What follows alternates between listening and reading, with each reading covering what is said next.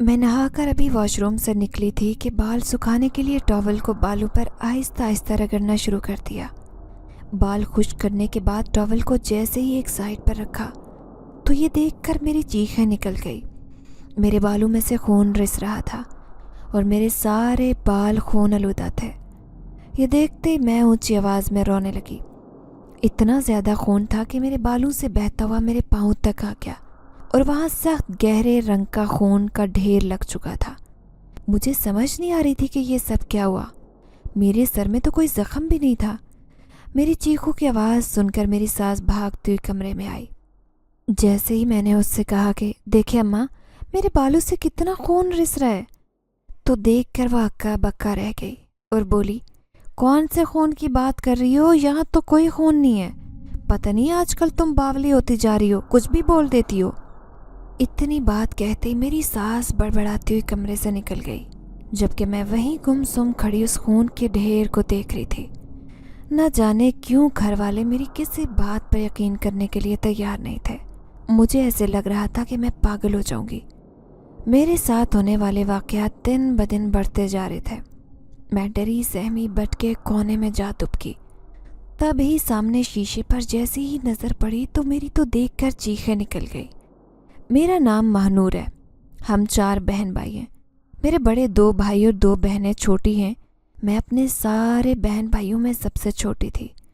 میرے ابو کی سبزی کی دکان تھی۔ بھائی بھی چونکہ زیادہ پڑھے لکھے نہیں تھے اور ابو اب بڑھاپے کی عمر کو پہنچ گئے تھے۔ ابا کا کاروبار بھی بھائی سنبھال رہے تھے۔ دکان بالکل اڈے پر تھی، جس کی وجہ سے یہاں گاہکوں کا ہر وقت رش لگا رہتا۔ یہی میرے بھائی اور میرے باپ کا کاروبار تھا، جس سے ہمارے گھر کا گزر بسر بہت اچھا ہو رہا تھا۔ دونوں بڑے بھائی شادی شدہ تھے۔ بڑی بہن کی شادی ابو کی دور کی کزن کے بیٹے کے ساتھ ہو گئی تھی۔ میں اس وقت میٹرک کی اسٹوڈنٹ تھی۔ گھر والے مجھے پڑھانا لکھانا چاہتے تھے۔ میری آپی کا چھوٹا دیور روحان دیکھتے ہی دیکھتے مجھے پسند کرنے لگا۔ میں جو شادی کے نام سے چڑھتی تھی، نہ جانے کیسے اس کی محبت میں گرفتار ہو گئی تھی۔ اس نے ایک گھر میں میرے ساتھ شادی کی بات کی۔ آپی کی ساس اس رشتے کے لیے تیار نہیں تھی، کیونکہ آپی کے ساتھ ان کی ایک دن بھی نہیں بنی تھی۔ ان دونوں کے لڑائی جھگڑے عروج پر تھے، لیکن روحان کی ضد بھی ایک سائڈ پر تھی۔ آپی کی ساس دوسرے دن ان سے لڑائی جھگڑا کرتی اور انہیں گھر سے نکال دیتی۔ اسی وجہ سے میرے گھر والے بھی یہ رشتہ دینے کے لیے تیار نہیں تھے۔ انہوں نے میرا رشتہ کہیں اور دیکھنا شروع کر دیا، کیونکہ وہ میری وجہ سے ہی میری بہن کا گھر نہیں اجاڑنا چاہتے تھے۔ آخر کار میرے نہ چاہنے کے باوجود میرا رشتہ کہیں اور طے کر دیا۔ روحان بھی ملک چھوڑ کر کسی دوسرے شہر چلا گیا تھا، کیونکہ اسے بھی اس بات کا یقین ہو گیا تھا کہ اب کسی بھی طرح میری شادی اس کے ساتھ نہیں ہونے والی۔ اس نے بہت دفعہ مجھے کورٹ میرج کا کہا، لیکن اس بات کے لیے میں تیار نہیں تھی۔ پھر کچھ ہی مہینوں بعد میری شادی ہو گئی۔ میں بیاہ کر کے سسرال آ گئی۔ سسرال والوں کے رویے مجھے بہت عجیب محسوس ہوتے۔ ان کے تلخ رویے میرے لیے نفرت نہ جانے کیوں روز بروز بڑھتی جا رہی تھی۔ اور تو اور میرے شوہر کے دل میں بھی میرے لیے نفرت تھی۔ پہلے دن سے لے کر کبھی میرے شوہر نے مجھ سے پیار سے بات نہیں کی، بلکہ مجھے کام کرنے والی مشین سمجھ رکھا تھا۔ سارا دن اس کی اور اس کے گھر والوں کی خدمت کرتی۔ میری ساس اور نند میرے کاموں میں 100 نقص نکالتی، لیکن میں اپنا گھر بسانا چاہتی تھی۔ اس کی ہر جائز ناجائز بات مانتی، لیکن نہ جانے کیوں پھر بھی وہ خوش نہیں ہوتے۔ میری شادی شدہ نند ہر روز میرے سسرال آئی رہتی۔ اس کی خدمت مدارت صبح سے لے کر شام تک کرنا میرا فرض تھا۔ وہ اپنے بچوں اور شوہر سمیت آتی اور سارا دن میرے کھانا پکانے میں ہی گزر جاتا۔ اس کی فرمائشیں اور اوپر سے میری خراب طبیعت میرے لیے بہت تکلیف کا باعث بن رہی تھی۔ اس دن میں کچن میں کام کر رہی تھی جب سر چکرایا اور میں گر گئی۔ میرا شوہر بھی اس وقت گھر میں تھا۔ مجھے لے کر ہسپتال گئے تو خوشخبری ملی کہ میں ماں بننے والی ہوں۔ میں یہ بات سمجھ نہیں پائی کہ میرا شوہر خوش ہے یا ناخوش، لیکن ساس اور نند بالکل خوش نہیں تھی۔ ایک دن میں نے ان دونوں کو باتیں کرتے سنا کہ کہیں کوئی اولاد نہ ہو جائے۔ اگر اس کی اولاد ہو گئی تو اس کے تو پاؤں اس گھر میں جم جائیں گے، پھر ارحم کسی بھی طرح اسے نہیں چھوڑے گا۔ اب مجھے بار بار یہی بات تنگ کر رہی تھی کہ نہ جانے ابھی میرے ساتھ کیا سلوک کریں گی۔ پھر ایک دن صبح صبح میری ساس مجھے کہنے لگی، چلو مانور، تمہیں یہاں قریب ایک پیر بابا ہیں، ان کے پاس لے چلتی ہوں۔ میں نے سنا ہے کہ بہت سے لوگوں کے پاس پیر بابا کی دعا سے بیٹے ہوئے، اور پیر بابا ایک لڈو دم کر کے دیتے ہیں، وہ لڈو کھاتے ہی بیٹی بیٹے میں بدل جاتی ہے۔ ان کی یہ بات سن کر میں حیرانگی سے ان کی طرف دیکھنے لگی اور بولی، امی جان کیسی باتیں کر رہی ہیں؟ ہماری ابھی پہلی اولاد ہے، بیٹی ہو یا بیٹا، ہمیں اس سے غرض نہیں ہونی چاہیے۔ میری ساس بولی، نہ بابا نہ، ہمارے ہاں تو رواج ہے کہ پہلی اولاد بیٹا ہی ہوتا ہے، اس لیے تم چلو میرے ساتھ، تمہیں ابھی اور اسی وقت پیر بابا کے پاس لے جانا چاہتی ہوں۔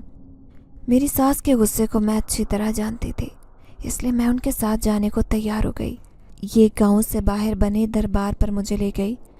یہ دربار پورا ہرے رنگ کا تھا، ہر طرف سناٹا چھایا تھا۔ یہ دیکھ کر میں حیران ہوئی، کیونکہ میں نے اکثر دیکھا تھا کہ درباروں پر تو بہت رونق اور ہجوم لگا ہوتا ہے، لیکن یہ دربار بالکل سنسان پڑا تھا۔ جیسے ہی میں اندر گئی، وہاں بہت سے لوگ بیٹھے تھے۔ پیر بابا بالکل سامنے بیٹھے ان کے التجائیں سن رہے تھے۔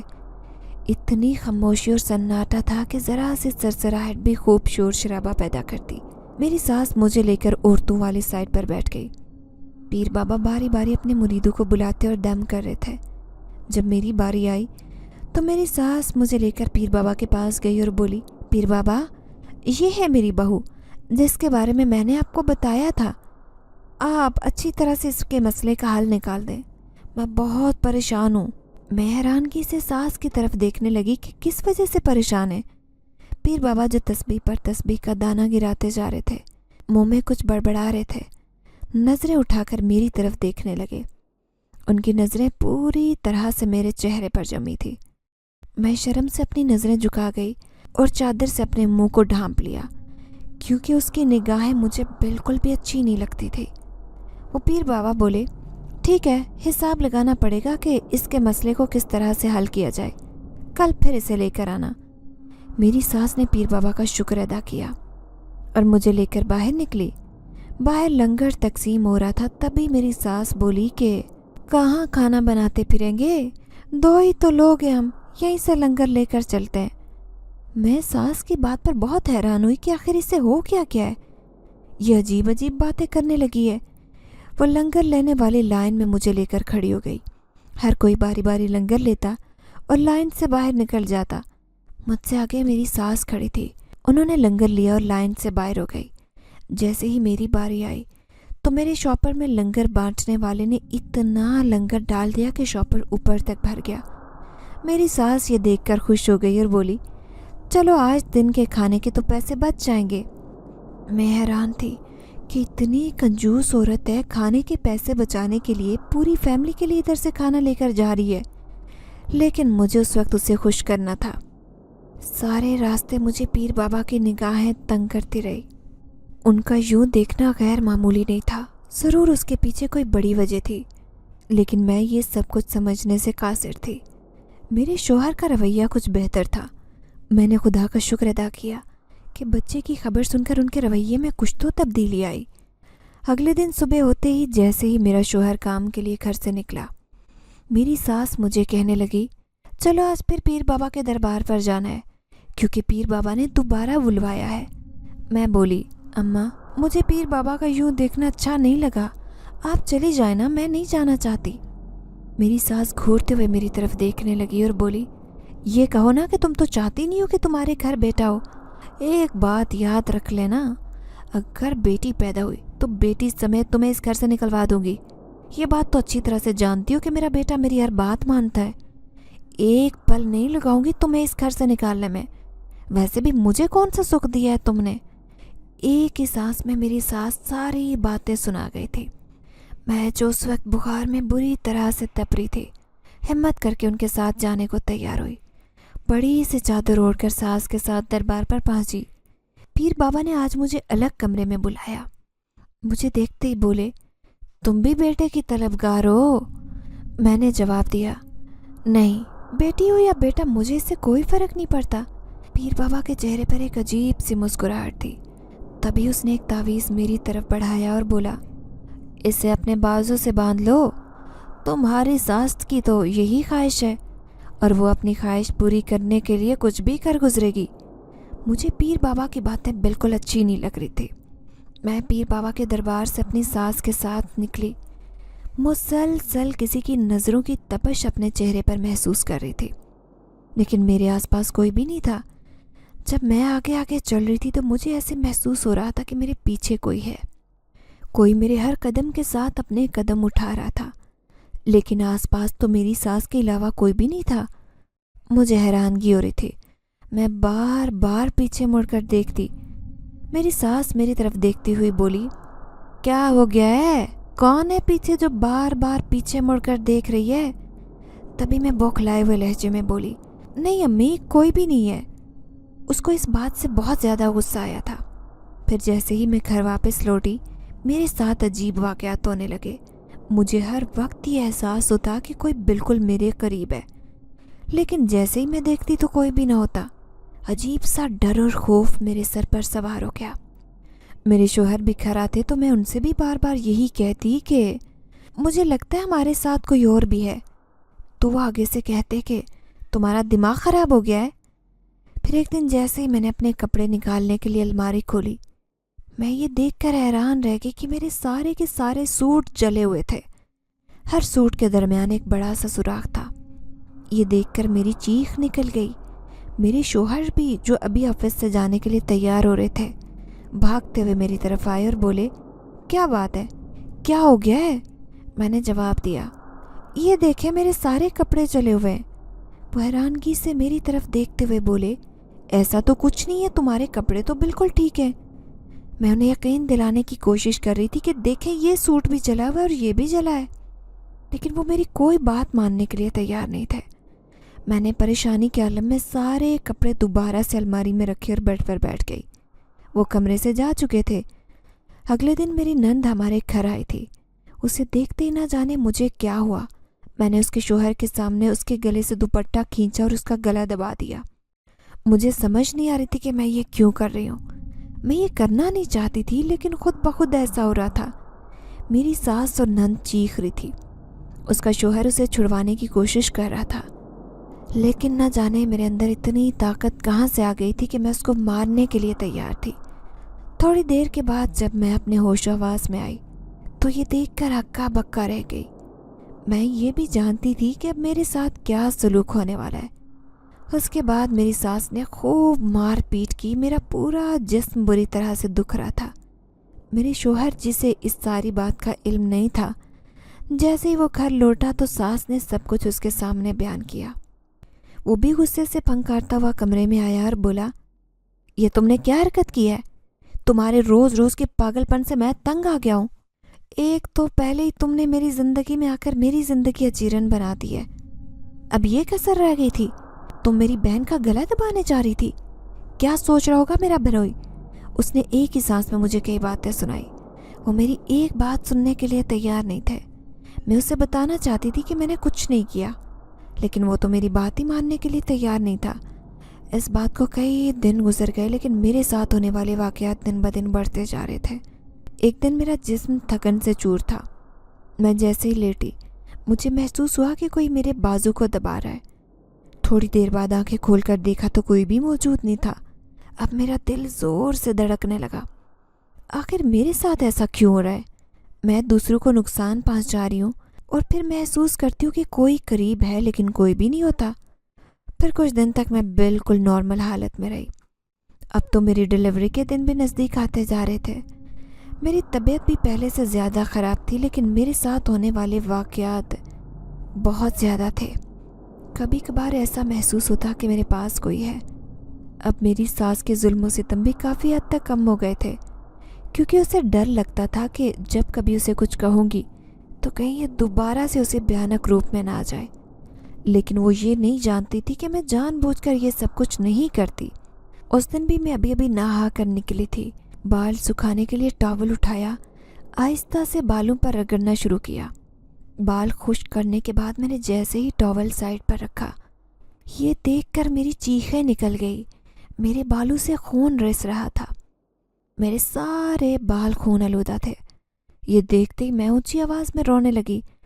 इतना ज़्यादा खून था कि मेरे बालों से बहता मेरे पाँव तक आ गया और वहाँ सख्त गहरे सुर्ख खून का ढेर लग चुका था।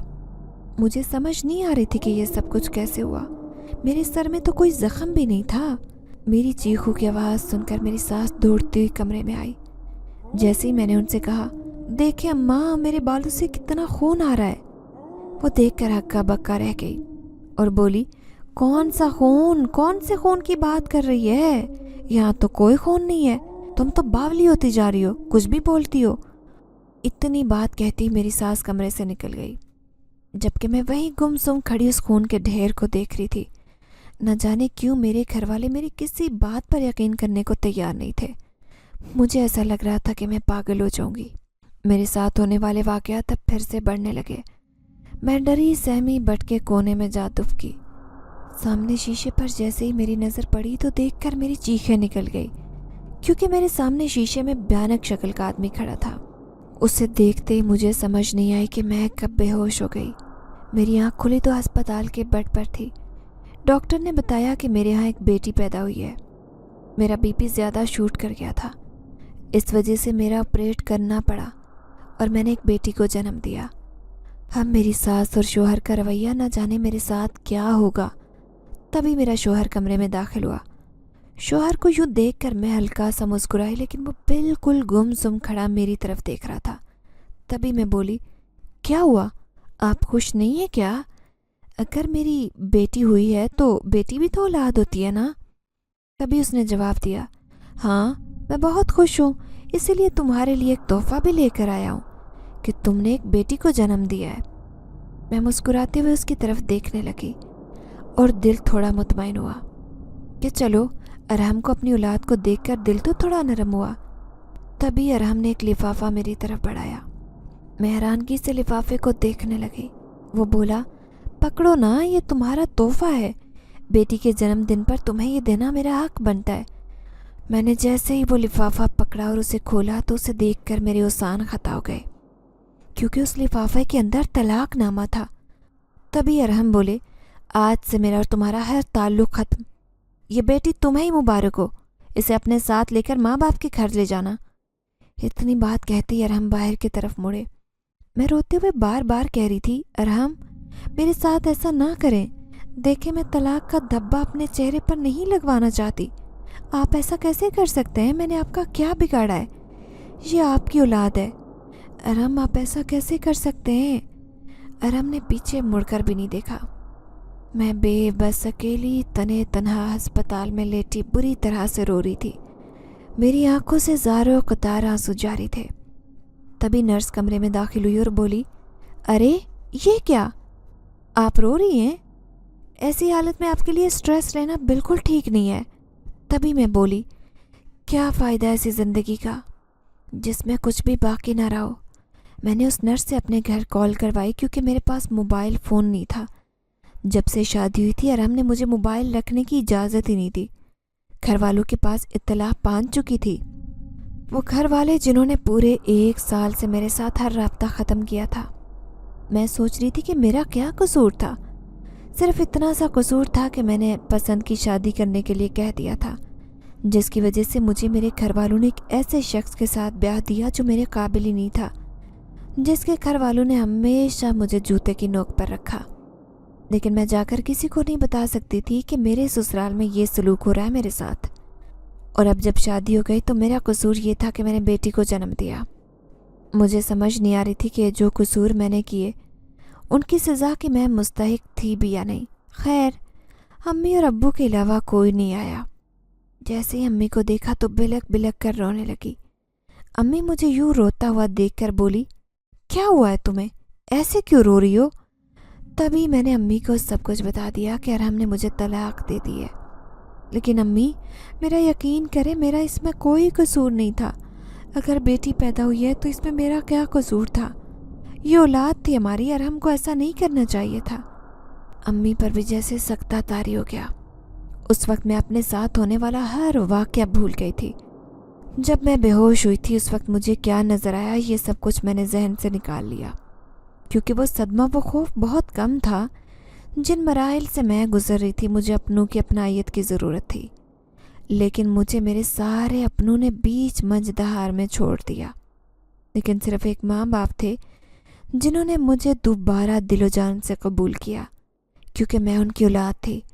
امی ابو مجھے لے کر میری بیٹی سمیت اپنے گھر آ گئے۔ میری دونوں بھائی اور بھابیاں مجھے دیکھتے ہی غصے سے لال پیلے ہو گئے۔ امی نے جب انہیں یہ بتایا کہ مجھے اور ہم نے طلاق دے دی ہے، دونوں بھابیاں تو بولنا شروع ہو گئی کہ یہ تو پہلے ہی شادی کے لیے راضی نہیں تھی، اب کیا اس نے خاک نباہ کرنا تھا؟ لیکن اگر اس نے اس کے ساتھ نہیں رہنا تھا تو بیٹی کیوں پیدا کی؟ مجھے بہت دکھ ہو رہا تھا۔ میں نے بہت کوشش کی اس رشتے کو چلانے کی، ارم کی ماں کو خوش رکھنے کی، اس کی ماں کو خوش کرنے کے لیے میں جیسے سب کچھ کرتی، ہر کام الٹا ہوتا رہا۔ امی ابو نے ارحم کو فون کر کے اس بارے میں پوچھا تو ارحم نے صاف کہہ دیا کہ آپ کی بیٹی پاگل ہو گئی ہے۔ کبھی یہ کہتی ہے کہ میرے ہاتھوں میں خون لگا ہے، کبھی اسے سائے نظر آتے ہیں۔ میں تنگ آ گیا ہوں اس کے روز کے کرتوتوں سے، اوپر سے اس نے بیٹی پیدا کر دی ہے، رکھے اپنی بیٹی کو اپنے گھر میں ہی۔ امی کو بہت دکھ ہوا۔ ان دونوں کے ہاتھ میں اب کچھ بھی نہیں تھا، سب کچھ بھائیوں کے ہاتھوں میں تھا، کیونکہ امی ابو دونوں ہی بوڑھے ہو گئے تھے۔ وہ تو خود ان دونوں کے رحم و کرم پر تھے۔ میں سارا دن بھائی لوگوں کے گھر کا کام کرتی، تب کہیں جا کر روٹی کی حقدار بنتی۔ میری وجہ سے ماں باپ کو بھی لاکھ باتیں سننا پڑتی۔ ہر روز بھابھیوں کے نت نئے تانے میرے ساتھ ساتھ میرے ماں باپ کے لیے بھی تکلیف کا باعث تھے۔ لیکن اب بیٹی کے ساتھ کہیں اور بھی شادی میں نہیں کرنا چاہتی تھی۔ بہن بھی کبھی کبھار چکر لگاتی، وہ بھی مجھے تانے دیتی کہ اگر میں اس کے دیور کے ساتھ افیئر نہ چلاتی تو اس کی ساس اس کا جینا حرام نہ کرتی، اور دوسری طرف میں تھی کہ سب کے ہاتھوں ذلیل و خوار ہوتی رہی۔ اس دن بھی میں نے صبح سے مشین لگائی تھی۔ ہفتے بھر کے کپڑے دھونے کے بعد اوپر چھت پر کپڑے سکھانے کے لیے گئی، تبھی مجھے محسوس ہوا کہ کوئی چھت پر میرے علاوہ بھی موجود ہے۔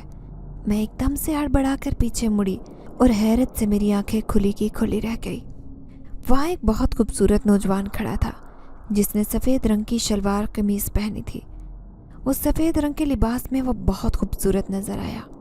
میں ٹکٹکی باندھے اس کی طرف دیکھ رہی تھی، تبھی مجھے بڑی بھابھی کی آواز سنائی دی، ارے مانور، کم بخت ابھی تک کپڑے نہیں سوکھنے ڈالے، کب سے چھت پر گئی ہوئی ہو؟ کپڑے دھوپ میں سکھانے ہیں یا خود سکھا کر آؤ گی؟ اب کی بار میرا دل زور سے دھڑکنے لگا، کیونکہ میرے سامنے غیر مرد تھا اور بھابھی بھی جیسے چھت پر آ رہی تھی۔ اگر بھابھی نے اس نامحرم نوجوان کو دیکھ لیا تو نہ جانے مجھ پر کیسے گندے اور گھٹیا الزام لگائیں گی۔ میری تو بیٹی بھی میری وجہ سے ذلیل و خوار ہو جائے گی۔ میں بالکل بت بنی وہیں کھڑی رہی کہ بس اب میرے ساتھ بہت برا ہونے والا ہے۔ لیکن حیرانگی کا جھٹکا مجھے اس وقت لگا جیسے ہی بھابھی نے قدم رکھا، وہ نوجوان دھواں بن کر آسمان کی طرف اڑنے لگا۔ جب تک بھابھی آئی وہ وہاں سے جا چکا تھا۔ میں ہکا بکا ہاتھ میں دوپٹہ لیے کھڑی تھی جو ابھی میں نے تار پر پھیلانا تھا۔ بھابھی مجھے یوں مجسمہ بنے کھڑا دیکھ کر بولی، کیا ہو گیا ہے؟ کوئی جن بوت دیکھ لیا جو ایسے کھڑی ہو؟ جلدی سے نیچے آ کر دوپہر کے کھانے کی تیاری کرو، یا تو میں صرف کھانے کے لیے نہیں رکھا ہوا، سب کو چھوڑ چھاڑ کر آ گئی ہو۔ اب کوئی سکھ سہارا بھی دے دو، بچے بھی اسکول سے آنے والے ہیں، تمہارے بھائی بھی آنے والے ہیں، جلدی سے آ کر کھانا بناؤ، میرے سر میں شدید درد ہے۔ آج میری کھانے کی باری تھی، میں کھانا نہیں بنا سکتی تھی۔ بھابھی کی یہ بات سنتے ہی میرا سکتہ ٹوٹا تھا۔ تبھی میں بولی، ٹھیک ہے بھابھی، میں آ رہی ہوں ابھی۔ لیکن وہ بات میرے ذہن سے نہیں نکل رہی تھی۔ اس سے پہلے ہونے والے واقعات کچھ اور طرح کے تھے، لیکن آج جو کچھ میرے ساتھ ہوا وہ کسی بھی طرح فراموش کرنے کے قابل نہیں تھا۔ آج میں نے اپنے سامنے حقیقت میں ایک وجود کو دیکھا، لیکن پھر دیکھتے ہی وہ وجود غائب ہو گیا۔ آخر ایسا کیسے ہو سکتا ہے؟ مجھے یقین نہیں آ رہا تھا۔ جیسے ہی میں چھت سے نیچے آئی تو میری بیٹی رو رہی تھی۔ میں نے جلدی سے اس کا فیڈر اٹھایا اور کچن سے دودھ دینے کے لیے آئی، لیکن جیسے ہی کچن میں آئی تو دیکھا دودھ والی دیگچی خالی پڑی تھی۔ ایسا تو بھابیاں کرتی تھی، انہیں میری چھوٹی سی بچی پر بھی ترس نہیں آتا تھا۔ میری بیٹی بھی زاروں قطار رو رہی تھی۔ میری آنکھوں میں آنسو آ گئے۔ امی ابو اپنے کمرے میں لیٹے ہوئے تھے، وہ کر بھی کیا سکتے تھے میرے لیے؟ میری زندگی نے مجھے اس موڑ پر لا کھڑا کیا کہ میں کسی سائڈ کی نہیں رہی۔ دل چاہتا تھا کہ کوئی ایسا گوشہ ہو जहाँ जाकर जी भर कर रो लूँ, और दिल चाहता था कि कोई ऐसी जगह मिल जाए जहाँ मैं अपने माँ बाप और बेटी को लेकर अपनी अलग दुनिया बसा लूँ। मुझे वहाँ कोई ताने ना दे, कोई मुझे रुसवा ना करे। अपनी बेटी और अपनी हर ज़रूरत को मैं खुद ही पूरा करूँ, लेकिन ऐसा नहीं हो सकता था। मैंने सिर्फ मैट्रिक तक तालीम हासिल की थी। अभी 16 साल की थी जब मैंने अपनी बहन के देवर को पसंद कर लिया। सबसे बड़ी ज़िंदगी में यही गलती की जो करके मैं आज तक पछता रही थी। 17 साल की उम्र में मेरी शादी हो गई। 18 बरस की उम्र में मैं तलाक याफ्ता हो गई। यही सोचते हुए मेरी आंखों से आंसू टपक पड़े। मैंने फीडर वहीं किचन में छोड़ा और भागती हुई बेटी की तरफ आई। उसका ये रोना मुझसे देखा नहीं जा रहा था। उसे गोद में उठाकर दोबारा किचन में गई कि कम से कम उसे खाली फीडर ही दे दूं।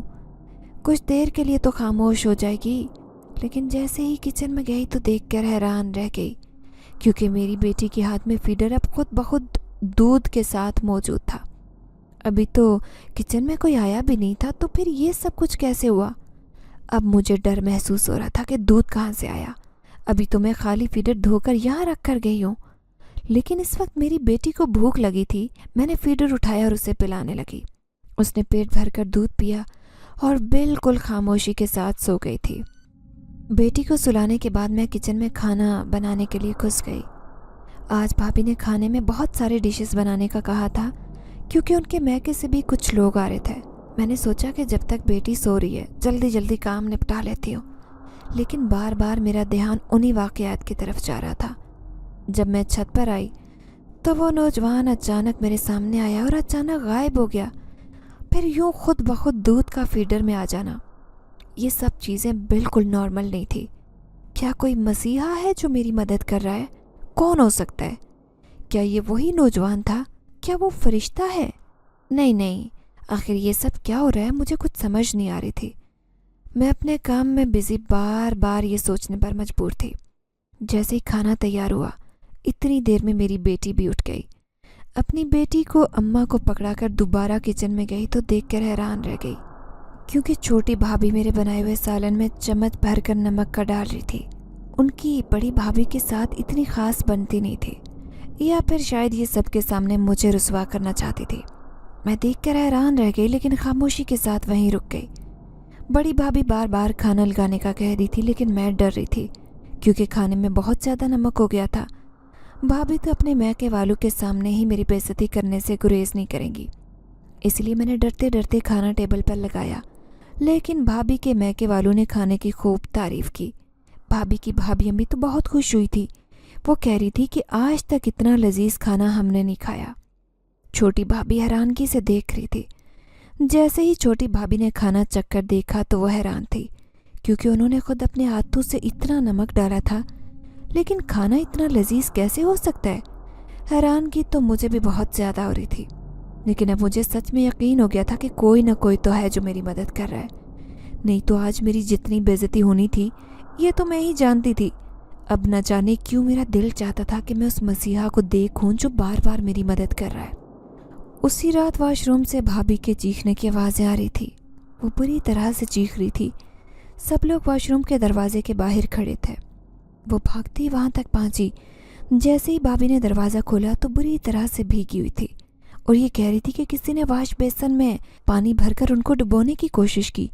वो कह रही थी कि उन्हें सांस आना मुश्किल हो रहा था, लेकिन ऐसे लग रहा था कि पीछे से किसी ने उनकी गर्दन पकड़ रखी हो, उसे ऊपर ही नहीं उठने दे रहा था। उनकी हालत काफ़ी ख़राब लग रही थी और वो बार बार डर रही थी। अगले दिन ऐसा ही कुछ बड़ी भाभी के साथ हुआ। वो जैसे ही अलमारी से कपड़े निकालने लगी, उन्होंने शोर मचा दिया। वो भागती इधर उधर चक्कर काट रही थी। जैसे ही घर वालों ने उन्हें पकड़कर इत्मीनान से बैठने का कहा तो वो बोली, ये बहुत सारे काले कव्वे अलमारी से निकले, ये मुझे खा जाएंगे, ये मुझे खाने को आ रहे ही, ने रोको। वो सोफे पर टांगे ऊपर करके सिमट कर बैठी थी। अम्मी अब्बा और दोनों भाई भी वहीं थे। किसी को समझ नहीं आ रही थी कि ये सब क्या हो गया है। सिर्फ एक घर में वाहिद मैं थी या मेरे अम्मी अब्बू, जिनको ना तो कुछ ऐसा नज़र आ रहा था और ना ही उनके साथ कोई ऐसा वाक़या हुआ। हाँ, मेरे साथ इससे पहले बहुत से बुरे वाक़यात ऐसे होते रहे, लेकिन अब कुछ इत्मीनान था। अब तो कोई बार बार मेरी मदद कर रहा था। आखिर हो क्या रहा है ये मैं समझने से कासिर थी, लेकिन कोई मुझे डराने की कोशिश करता है اور کبھی میری مدد کرتا ہے، اور بھابھی لوگوں کو کیوں اتنا تنگ کیا جا رہا ہے؟ کیا وہ جو میری مدد کر رہا ہے وہ ابھی ان لوگوں کو تنگ کر رہا ہے؟ یہ کوئی ہوائی مخلوق انسان نہیں ہو سکتا۔ یہ بات تو میں جان گئی تھی، لیکن میں ڈرتی ہوئی یہ بات کسی کو نہیں بتا رہی تھی، کیونکہ سب جانتے تھے کہ میرے شوہر نے مجھے طلاق اسی وجہ سے دی ہے۔ اب بھائی لوگ بھی بہت پریشان تھے۔ اسی ٹائم میں اپنی بیٹی کو لے کر اپنے کمرے میں لیٹی تھی، تبھی مجھے محسوس ہوا کہ پھر کوئی میرے بالکل قریب بیٹھا ہے۔ جیسے ہی میں نے دیکھا تو وہی نوجوان تھا جس کو میں نے چھت پر دیکھا تھا۔ اسے دیکھتے ہی میں بولی، آپ کون ہو؟ دیکھو مجھے بتا دو، میں جانتی ہوں کہ تم کو انسان نہیں ہو۔ تو وہ مسکرانے لگا اور بولا، جب اتنی بات جان ہی گئی ہو کہ میں کوئی انسان نہیں ہوں تو پھر پوچھ کیوں رہی ہو؟ پھر میں بولی، آخر تم ایسا کیوں کر رہے ہو؟ کبھی تم مجھے تنگ کرتے ہو اور کبھی میری مدد کرتے ہو، اب میرے گھر والوں کو تنگ کرنا شروع کر دیا ہے۔ تو اس نے جواب دیا کہ کس نے کہا کہ میں تمہیں تنگ کرتا ہوں؟ میں تو تمہیں مشکلات سے نکالنا چاہتا ہوں، پسند کرنے لگا ہوں تمہیں۔ اس کی بات سن کر میں حیرانگی سے اس کی طرف دیکھنے لگی اور بولی، دیکھو مجھے سچ سچ بتاؤ کہ تم کون ہو، کیونکہ مجھے لگتا ہے کہ مجھے ہارٹ اٹیک ہو جائے گا اور میں مر جاؤں گی۔ تبھی اس نے میرے ہونٹوں پر ہاتھ رکھا اور بولا، آج کے بعد ایسا کبھی نہ بولنا، کیونکہ تمہارے بنا اور کوئی بھی مر جائے گا۔ میں اس کی طرف یوں ٹکٹکی باندھے دیکھ رہی تھی جیسے اس نے کوئی انوکھی بات کر دی ہو۔ میں بولی، کون مر جائے گا؟ تو اس نے جواب دیا، میں تمہارا عاشق، تم سے بے حد محبت کرتا ہوں، تمہاری اسی محبت میں ہی تمہارے ساتھ یہاں تک پہنچا ہوں۔ اس کی اس بات سے میں بہت حیران ہوئی۔ پھر روز وہ مجھے یوں ہی بند کمرے میں ملنے آتا، مجھ سے ڈھیر باتیں کرتا۔ یہ مجھے کہاں ملا تھا اور کہاں اس نے مجھے دیکھا تھا یہ بات مجھے یاد نہیں آ رہی تھی، لیکن مجھے بات اتنی تھی کہ اسے میں نے کہیں دیکھا تھا، یہ یاد تھا، لیکن مجھے یاد نہیں پڑ رہا تھا۔ میں بار بار اپنے ذہن میں زور ڈالنے کی کوشش کرتی، لیکن مجھے یاد نہیں آتا۔ کئی بار میں نے اس سے پوچھنے کی کوشش کی، لیکن وہ ہر دفعہ بات کو ٹال دیتا۔ ایک دن جب میں نے اسے پوچھا تو اس نے بتایا کہ وہ ایک جن زادہ ہے۔ اس دن جب میں اپنی ساس کے ساتھ دربار پر گئی تھی تب وہ وہیں موجود تھا۔ میں حیران تھی کہ جن زادہ وہاں پر کیا کر رہا ہے، حالانکہ جنات تو ایسے جگہوں سے دور رہتے ہیں۔ تبھی اس نے بتایا کہ وہ ہر جمعرات کو وہاں لنگر تقسیم کرنے آتا ہے۔ اس دن لنگر تقسیم کرتے ہوئے جیسے ہی اس کی نظر مجھ پر پڑی تو وہ مجھ پر عاشق ہو گیا۔ وہ میری خوبصورتی کو کسی شاعری کی طرح بیان کر رہا تھا۔ اس خوبصورتی کے بارے میں تو آج تک میں نہیں جانی تھی، نہ کبھی میرے شوہر نے میری تعریف کی کہ میں اتنی خوبصورت ہوں۔ اب تو میں کئی سالوں سے شیشہ دیکھنا ہی بھول گئی تھی۔ میری گوری رنگت ویسے ہی پیلی زرد پڑ گئی تھی، میری لمبی جھیل جیسی آنکھیں گہرائی میں چلی گئی، لیکن میں اس کو آج بھی اتنی ہی خوبصورت لگ رہی تھی۔ شاید وہ انسان نہیں تھا، اسی وجہ سے ایسا تھا۔ اس دن یہ اجازت لے کر واپس وہ اپنے قبیلے چلا گیا تھا اور اس نے دوبارہ آنے کا وعدہ کیا تھا۔ اس نے بتایا تھا کہ اس کے قبیلے میں کوئی مسئلہ چل رہا ہے، اس لیے کئی دن تک مجھ سے مل نہیں پائے گا۔ اس بار مجھے بھی اس کی عادت ہو گئی تھی، کیونکہ مجھے کوئی غم گسار چاہیے تھا جو میرا غم بڑھتا، لیکن جانے سے پہلے اس نے بھائیوں اور بھابھی لوگوں کو مجھ سے محبت کرنے پر مجبور کر دیا۔ اب میرے گھر میں روک ٹوک بہت کم ہو گئی تھی، بھابیاں بھی مجھ سے اتنا کام نہ کرواتی۔ نہ جانے ان کے دل میں ایسی کیا بات آ گئی تھی کہ وہ مجھ پر ترس کھانے لگی۔ شاید اس جن زادے نے انہیں اتنا زیادہ ڈرا دیا تھا، اسی وجہ سے ایسا تھا کہ وہ مجھے تنگ کرنے کی سزا اسے سمجھ رہی تھی۔ لیکن میں نے تو کبھی ایسا نہیں سوچا تھا کہ وہ جن زادہ انہیں تنگ کرے۔ ہمیشہ اسے منع کرتی، لیکن وہ کہتا کہ جو تمہارے ساتھ برا کرتا ہے میرا دل چاہتا ہے اس کی جان لے لو، لیکن وہ تمہارے بھائی ہیں اس لیے بخش دیتا ہوں۔ وہ جن زادہ کو کہا واپس چلا گیا، لیکن آنے کا وعدہ کر کے گیا۔ اس کے جاتے ہی میرے ساتھ پھر سے ڈراؤنے واقعات ہونے لگے۔ آج بھی میں نے جیسے ہی ہاتھ دھونے کے لیے ٹونٹی کھولی تو اس میں پانی کی جگہ خون آ رہا تھا۔ اسے دیکھتے ہی میں چلانے لگی، سارے گھر والے جمع ہو گئے اور مجھ سے پوچھنے لگے کیا ہوا۔ تبھی میں نے بتایا کہ ٹونٹی میں سے خون آ رہا تھا۔ میں نے اپنے ہاتھ دکھائے، لیکن میرے ہاتھ ابھی بھی خون آلودہ تھے۔ سب دیکھ کر حیران تھے اور کہہ رہے تھے کہ نہیں، ایسا تو کچھ نہیں ہے، یہاں سے تو پانی آ رہا ہے اور تمہارے ہاتھ پر تو کوئی خون نہیں ہے۔ اب گھر والے کافی پریشان ہو گئے۔ ابا نے بھائیوں کو خاص تاکید کی کہ کسی اچھے سے عامل کو گھر لے آئے تاکہ پتہ چل سکے۔ ہمارے گھر میں کوئی ایسی ہوائی مخلوق تو نہیں جو گھر والوں کو یوں تنگ کر رہی ہے، ہر دوسرے دن کوئی نیا واقعہ ہو جاتا ہے۔ بھائی کے ایک دوست نے عامل کا پتہ بتایا جو دوسرے علاقے میں رہتا تھا۔ اگلے دن بھائی گاڑی میں اس عامل کو گھر لے آئے۔ اس نے سفید رنگ کا لباس پہنا تھا اور گلے میں بہت بڑے موتیوں والی تسبیح پہنی تھی۔ اس نے صحن میں آگ جلانے کا بولا۔ بھائیوں نے کچھ لکڑیاں جمع کی اور وہاں آگ جلا دی۔ کافی دیر تک وہ اس پر پانی پھینکتا رہا اور آگ کے بجھاتے ہی اس نے وہاں پر بیٹھ کر ایک عمل شروع کر دیا۔ وہ قرآن آیات پڑھتا جا رہا تھا، تبھی اس نے گول دائرہ لگایا اور اس دائرے کے باہر خود بیٹھ کر قرآن آیات پڑھتا ہوا بار بار دائرے کی طرف پھونک رہا تھا۔ سب گھر والے ایک سائڈ پر کھڑے یہ سب کچھ دیکھ رہے تھے، کیونکہ عامل نے کہا تھا کہ کچھ ہی دیر بعد وہ چیزیں حاضر ہو جائیں گی جو اس گھر کے مکینوں کو تنگ کر رہی ہیں۔ یہ بات تو میں جانتی تھی کہ وہ جن زیادہ میرے بھائی اور بھابھیوں کو تنگ کرتا رہا ہے، تو کیا مجھے بھی تنگ کرنے والا وہی ہے؟ یہ بات سمجھ میں نہیں آ رہی تھی کہ وہ مجھے بھی تنگ کرتا تھا تو پھر میری مدد کیوں کرتا تھا؟ میرے ذہن میں بار بار سوال اٹھ رہا تھا۔ تبھی عامل بابا نے ان چیزوں کو حاضر کیا جن میں بھیانک شکل کے 3 جنات تھے۔ ان کی اس قدر بھیانک شکل تھی کہ انہیں دیکھ کر سارے گھر والوں کی بھی جان نکل گئی۔ تبھی وہ بزرگ جنات سے پوچھنے لگا، بتاؤ اس گھر کے مکینوں کو کیوں تنگ کرتے ہو؟ ان میں سے ایک جن زیادہ دوسرے 2 جنات کو بری طرح سے پیٹنے لگا اور بولا، یہ سارے فساد کی جڑ، اور اے بزرگ اگر تو بیچ میں نہ آتا تو آج میں ان کا کام تمام کر دیتا۔ پھر عامل بابا بولے، تم بھی تو تنگ کر رہے ہو، بتاؤ کیا دشمنی ہے تمہاری اس گھر سے؟ تبھی وہ 2 شیطان جن زادے بولے، ہمیں فلاں دربار کے پیر بابا نے کالے عمل کے ذریعے اپنا غلام بنایا تھا اور ہمیں مانور کو تنگ کرنے کے لیے بھیجا تھا، کیونکہ اس کی ساس اس پر کالا جادو کروا کر آئی تھی تاکہ اس کا شوہر اسے پاگل سمجھ کر طلاق دے، اور ہم وقتاً فوقتاً اس کو تنگ کرتے تھے کیونکہ ہمارے آقا کا حکم تھا۔ پھر بیچ میں یہ جن زادہ آ گیا، یہ کوہ کاف میں بھی ہمیں سارے برے کاموں سے روکتا تھا۔ تبھی دوسرا جن زادہ بولا کہ اگر مجھے اس لڑکی مانور سے محبت نہ ہوتی تو نہ جانے اب تک یہ دونوں جنات اسے موت کے گھاٹ اتارتے تھے۔ جتنا برا اس پر کالا جادو کروایا تھا اس سے یہی ظاہر تھا کہ اسے موت کی حد تک لے جایا جائے، لیکن اس وقت سے لے کر آج تک میں جنات کو یہی بات سمجھاتا تھا کہ اس کو تنگ نہ کریں۔ اس کی وجہ سے کچھ دیر کے لیے میں نے ان کو کوہ کاف کی جیل میں قید کروایا تھا اور پھر مانور کی محبت میں اس دنیا میں واپس آ گیا تاکہ کچھ ٹائم مانور کے ساتھ گزاروں، کیونکہ اس وقت اسے میری ضرورت تھی۔ جب اس کے اپنوں نے اسے کٹہرے میں لا کھڑا کیا جس میں اس کے سسرال والے اسے رکھتے تھے، میں اس کے دکھوں کو کم کرنا چاہتا تھا۔